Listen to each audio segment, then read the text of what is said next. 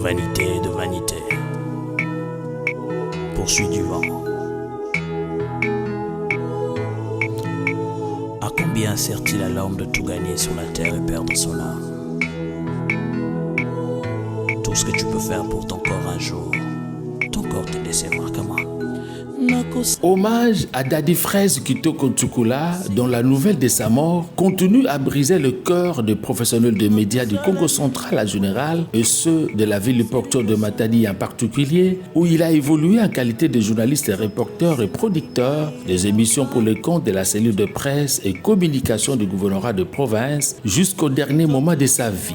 Chers téléspectateurs, bienvenue à ces numéros de votre émission, votre magazine.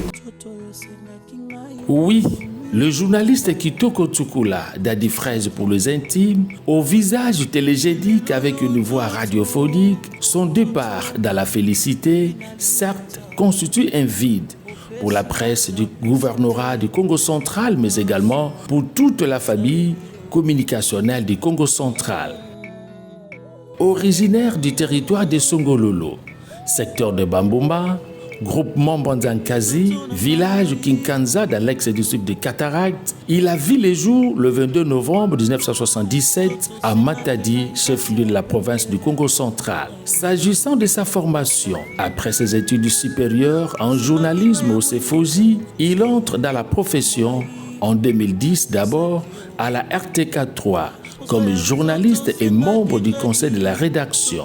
Puis, de 2011 à 2015, il fera la ronde de médias suit après la RTM, l'Oreb Télévision et la RTNC Congo Central en qualité de collaborateurs avant d'être retenu journaliste permanent à la cellule de presse du gouvernorat du Congo Central déjà en 2015. C'était du temps du gouverneur Jacques Mbadou Sitou.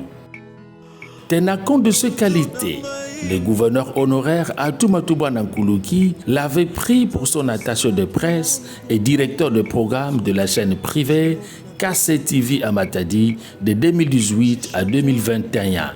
Il est mort plume à la main, car quelques jours avant d'être terrassé par sa maladie, Daddy Fraise Kitoko n'a pas cessé de servir la nation à travers ses reportages et articles dans la presse en ligne.